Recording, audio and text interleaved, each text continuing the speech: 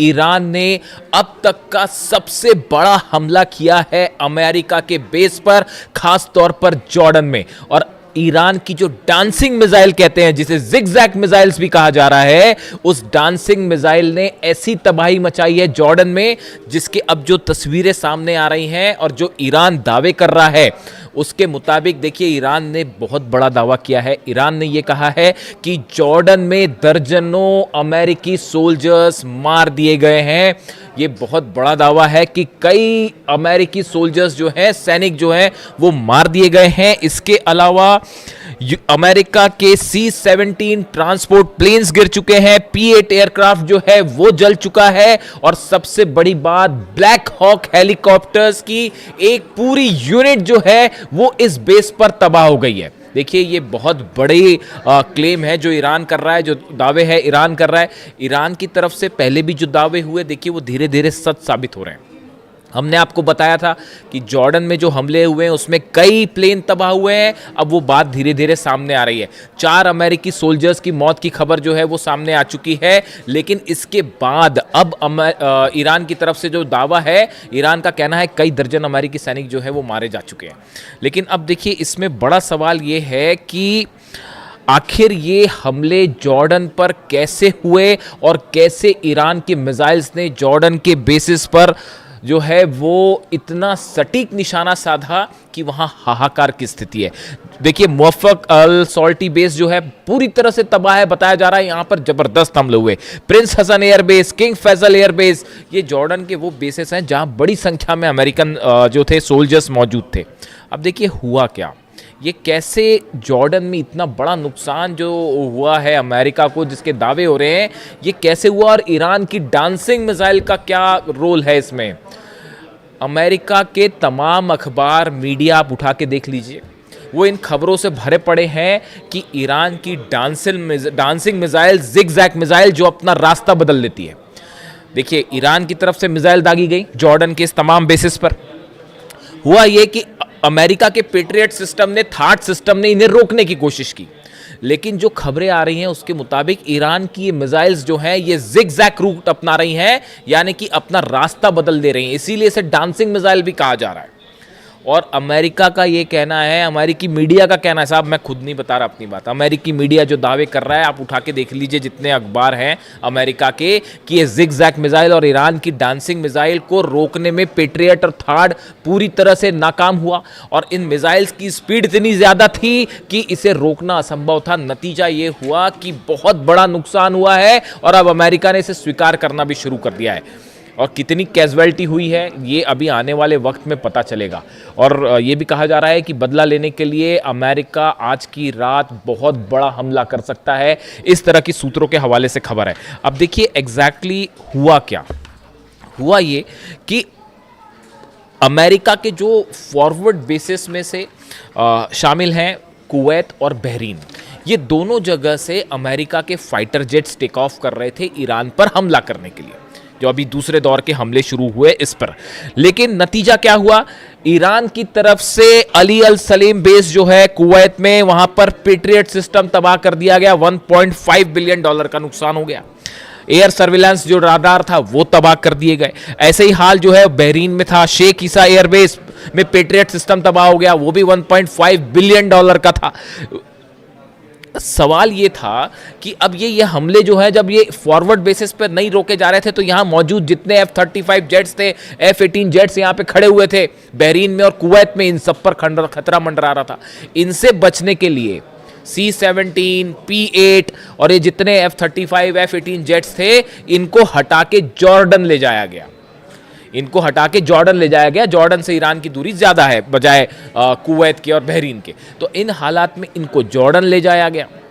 अब जॉर्डन जो है वो मुख्य सेंटर बन गया ईरान के अगेंस्ट हमलों का, और जितने जेट्स टेक ऑफ कर रहे थे वो जॉर्डन से टेक ऑफ कर रहे थे। और जो अलग अलग हमले हुए, खासतौर पर ईरान की ब्रिज पर हमले हुए, टनल्स पर हमले हुए और एनर्जी सेंटर्स पर हमले हुए, उसका नतीजा ये था कि ईरान ने पलटवार शुरू किया। और सबसे बड़ा जो टर्निंग पॉइंट था वो ईरान शहर में जो ईरान के सैनिकों पर हमला किया गया, वहाँ से ईरान की सेना का गुस्सा भड़क गया और अब निशाने पर आ गए जॉर्डन के बेसिस।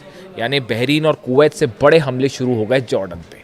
और ईरान ने, देखिए मैंने आपको पहले ही कहा था कि जैसे जैसे जंग आगे बढ़ेगी ईरान अपनी सबसे खतरनाक मिसाइल्स निकाल के हमले शुरू कर देगा। अब पेट्रियट और थार्ड लगे हुए हैं, सबको पता था कि पूरा जोर लगा दिया अमेरिका ने जॉर्डन में अपने बेसिस बचाने के लिए। लेकिन हुआ क्या, ईरान की तरफ से डांसिंग मिसाइल्स फायर कर दी गई और उन बेस को तबाह कर दिया गया। अब अमेरिका हैरान, अमेरिका के जितने एक्सपर्ट्स थे वो हैरान कि भाई ये हमले हो कैसे गए, ये जिगजैग मिसाइल्स कहाँ से आ गई। और आप देखिए इतनी लंबी जंग चली, तमाम हमले हुए अमेरिका की तरफ से। डोनाल्ड ट्रंप ये दावे करते फिर रहे हैं कि भाई 70% मिसाइल ख़त्म हो गई है और 90% मिसाइल ख़त्म हो गई है। मेरे से भी दर्शक अक्सर ये सवाल पूछते हैं कि क्या ईरान की मिसाइल सब ख़त्म हो गई हैं, जैसा दावे डोनाल्ड ट्रंप कह रहे हैं। मैं आपको फिर से इस बात को रिपीट कर रहा हूँ, ईरान के पास कितनी मिसाइल्स हैं या तो अहमद वाहिदी साहब जानते होंगे आरजीसी चीफ, या अली खामेनी साहब जानते थे। इनके अलावा हकीकत क्या है कोई नहीं जानता। ईरान में कितने मिसाइल सिटीज हैं, इसी दिन के लिए अली खामेनी साहब ने अपनी सेना को तैयार किया था, इसी दिन के लिए तैयार किया था। और उसका नतीजा देखिए, आज दुनिया की सबसे बड़ी ताकतें जो हैं वो ईरान के सामने घुटनों पर हैं, अपने बेसिस नहीं बचा पा रहे, खाड़ी देश जल रहे हैं और सिर्फ आप जो है कुछ नहीं कर सकते, हेल्पलेस स्थिति में खड़े। तो हुआ ये, जहां पर हमने बात छोड़ी कि पीछे कर लिया गया, अब ये डांसिंग मिसाइल्स फायर हुई। अब अमेरिका में चर्चा शुरू हुई कि भाई यहां तो दावे कर रहे थे ट्रंप की सब खत्म हो गया, फिर ये मिसाइल्स कहां से आ गई। तो अब वो एक नई थ्योरी लगाई गई कि भाई ये मिसाइल्स जो है रूस ने दी हैं, ये मिसाइल्स जो है वो चाइना ने दी है, मिसाइल की टेक्नोलॉजी चाइना ने दी है। मेरे से भी कई लोगों ने इस बारे में सवाल पूछा कि जो खबरें छप रही हैं अमेरिका में कि रूस और चीन मिसाइल दे रहा है और उसके ज़रिए ईरान हमले कर रहा है, आपकी क्या राय है? आप मेरी राय सुन लीजिए, मैं क्या कह रहा हूँ।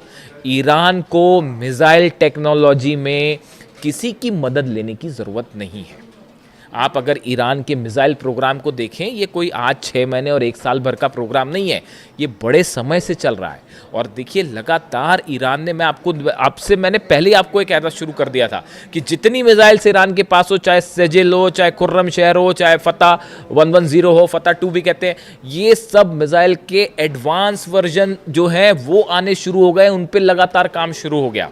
और नतीजा ये है कि अब ये एडवांस वर्जन निकल के आ रहे हैं तो अमेरिका के हाथ पांव फूल गए और वो ये कह रहे हैं कि साहब ये तो रूस ने दे दिया। बिल्कुल ऐसा नहीं है। ईरान की जो मिसाइल्स हैं वो ईरान ने खुद डेवलप किए हैं। देखिए सैटेलाइट से मदद करना एक अलग बात है, ये वो बात सही है कि हो सकता है रूस और चीन के सैटेलाइट्स, कई एक्सपर्ट्स बताते हैं कि रूस और चीन के सैटेलाइट जो है वो मदद कर रहे हैं, रडार सिस्टम के जरिए मदद किया जा रहा है, जीपीएस के जरिए मदद किया जा रहा है, वो एक अलग बात है।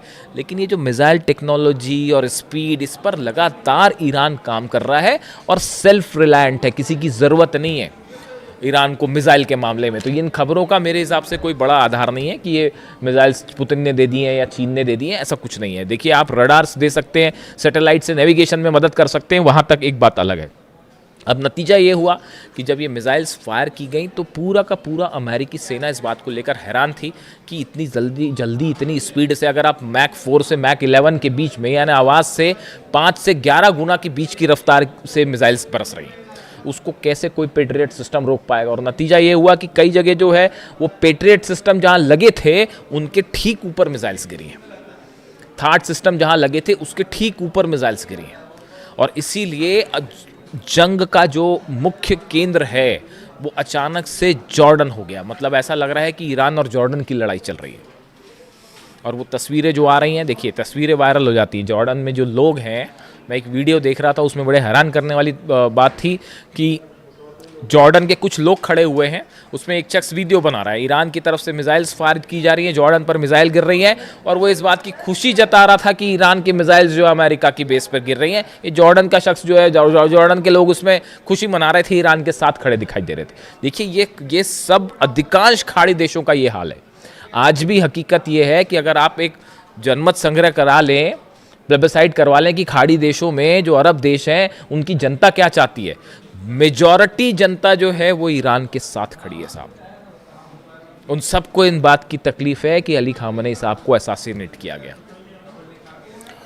लीडरशिप जो है खाड़ी देशों की वो अमेरिका के साथ हो सकती है, लेकिन जो आम जनता की राय है, जो जैसा कि सोशल मीडिया पे ट्रेंड करता है, जो उससे देख के जो अंदाज़ा लगता है वो ये लगता है कि बाय एंड लार्ज जो अरब देश है, इसकी जो आम जनता है वो अब भी ईरान के साथ खड़ी है। सब देख रहे हैं कि बड़ी बड़ी ताकतें मिलकर ईरान को झुकाने की कोशिश कर रही है। ईरान अपने दम पे न सिर्फ लड़ रहा है बल्कि मुंह तोड़ जवाब दे रहा है साहब। तो हकीकत ये है कि जॉर्डन जो है वो और देखिए ब्लैक हॉक यूनिट को लेकर बड़ी जो जहाँ पर देखिए जो डिस्ट्रक्शन हुआ है, जो ईरान की तरफ से दावे आए, बड़े स्पेसिफिक दावे हैं वो। एक तो ईरान की तरफ से कहा गया है Islamic Revolutionary Guard Corps says it launched ballistic missile at US C-17 transport plane and P-8 aircraft at Aqaba airport in Jordan, claiming several were heavily damaged, कई डैमेज हो गए, ये एक क्लेम था। दूसरा क्लेम आया कि जो ब्लैक हॉक हेलीकॉप्टर्स हैं अमेरिका के, जो कई जगह ऑपरेशन में इस्तेमाल होते हैं, खासतौर पर मिलिट्री ऑपरेशन में। अब ये भी बड़ी गौर करने की बात है। मैं कल सुबह आपको एक बड़ा खुलासा करूंगा, कल सुबह कोशिश करूंगा जल्दी वीडियो ले आऊं आपके लिए। सुबह ये खबरें आ रही हैं कि जो ब्लैक हॉक हेलीकॉप्टर्स हैं, देखिए इनका इस्तेमाल ग्राउंड ऑपरेशन के लिए बहुत ज़्यादा किया जाता है। ग्राउंड ऑपरेशन के पहले या ग्राउंड ऑपरेशन के दौरान सोल्जर्स को नीचे उतारने पर, ग्राउंड ऑपरेशन के पहले स्ट्राइक्स करने पे, इसमें बहुत ज़्यादा इस्तेमाल होता है ब्लैक हॉक हेलीकॉप्टर्स का। जॉर्डन में बड़ी संख्या में ब्लैक हॉक हेलीकॉप्टर्स मौजूद थे, जो इस ओर इशारा कर रहे हैं कि ग्राउंड ऑपरेशन की तैयारी है। ये बात ईरान अच्छी तरह से समझ रहा है। नतीजा ये हुआ, डांसिंग मिसाइल्स ने ब्लैक हॉक का डांस करवा दिया साहब। और वो जो है बड़ी संख्या में ब्लैक हॉक हेलीकॉप्टर्स जॉर्डन के बेसिस पर तबाह हुए हैं, ऐसे दावे ईरान कर रहा है। और ये जो स्ट्राइक्स हुई हैं, इस स्ट्राइक्स के बाद अब ये माना जा रहा है, देखिए बड़ा नुकसान है, सोल्जर्स मरे हैं, बेसिस तबाह हुए हैं।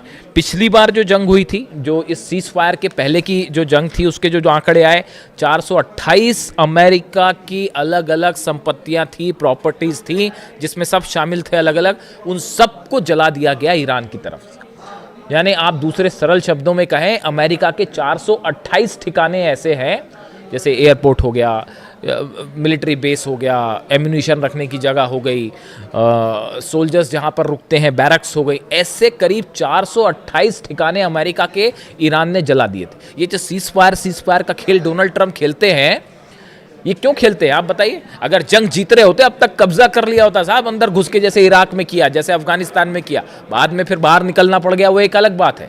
लेकिन अगर जीत रहे होते तो कहीं ये कतई बात नहीं करते डोनाल्ड ट्रंप, अमेरिका कतई बात नहीं करता। ये जो बार बार हो रहा है कि हाँ अब ईरान तैयार हो गया, अब बातचीत हो रही है, हकीकत ये है कि जब बुरी तरह से पिटते हैं तब इस तरह की बात करते हैं कि साहब सीज फायर कर लो। बड़े सारे एक्सपर्ट्स की ये राय है कि अमेरिका तब सीज फायर की बात करता है या टॉक्स की बात तब करता है जब ऐसा लगता है कि हारने लगा, और एक बार फिर वही स्थिति बनने लग गई है। जितना नुकसान हुआ है, देखिए ये बात साफ है, आप एयर स्ट्राइक्स करके ईरान को नहीं दबा सकते, नहीं हरा सकते, हराने का कोई सवाल ही नहीं है। अब हॉर्मूज में 2 जहाज देखा आपने किस तरह से ठोक दिए फिर से, तो हॉर्मूज पूरी तरह से ईरान के कंट्रोल में है। और अब खाड़ी देशों में बड़े missiles, dancing missiles, zigzag missiles, जिनका इस्तेमाल हो रहा है, इसकी कोई काट किसी के पास नहीं है। और अमेरिका के plane, black hawk helicopters, C-17 transport plane, सब के सब आग के हवाले हैं। आज की रात भयानक हमले होने वाले, इसमें कोई शक नहीं है। ईरान भी तैयार है और देखते हैं अमेरिका की तरफ से क्या स्ट्राइक होती है। जो भी अपडेट होगा पहुंचाऊंगा आप तक। Thank you so much.